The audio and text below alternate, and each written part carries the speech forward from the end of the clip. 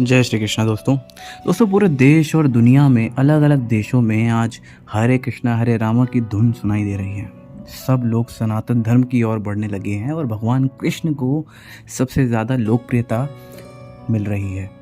लेकिन इसी लोकप्रियता के चलते कुछ लोग ऐसे भी हैं जो चिढ़ने लगे हैं, जिनको जलन होने लगी। और ऐसा ही एक किस्सा है पोलैंड का।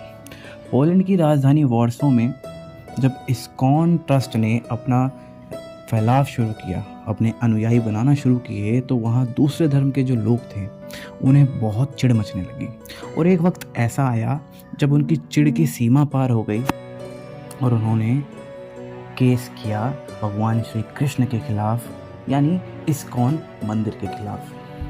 ये केस दोस्तों वॉर्सो, जो कि पोलैंड की राजधानी है, उसमें फ़ाइल किया गया था। और इसमें ये दलील दी गई थी कि इस्कॉन टेम्पल को बंद किया जाए और इसके अनुयायी जो हैं वो भगवान कृष्ण को फॉलो करते हैं, जो कि चरित्रहीन इंसान थे, जिन्होंने 16,000 स्त्रियों को अपनी पत्नी बनाया और नहाते हुए स्त्रियों के कपड़े चोरी किए।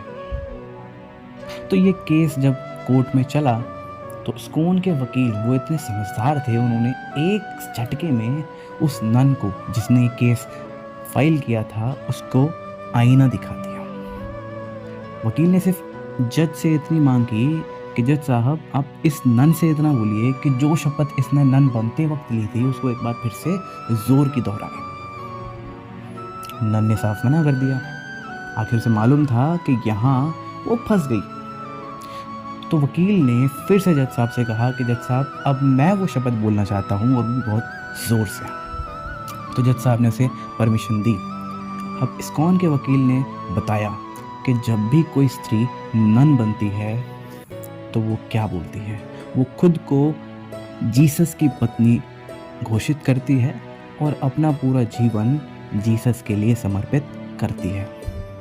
तो ये बोलते ही इस्कॉन के वकील ने जज साहब से एक बात कही कि जज साहब, दुनिया में अब तक 10 लाख से ज़्यादा नन बन चुकी होंगी और ये सभी ने जीसस को अपना पति माना होगा।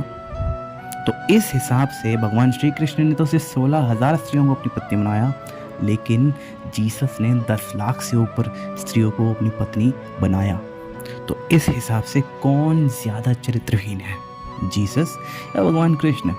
और ये दलील सुनते ही ऑपोजिशन के छक्के छुट गए और जज साहब ने इस केस को वहीं के वहीं खारिज कर दिया।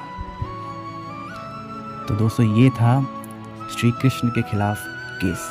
और आज भी इस्कॉन मंदिर पूरे देश, पूरे दुनिया में, अलग अलग देशों में अपने आप को फैला रहा है और हर जगह आप जहाँ भी देखेंगे वहाँ सनातन धर्म अपना परचम लहराता आपको दिखाई देगा। जय श्री कृष्ण।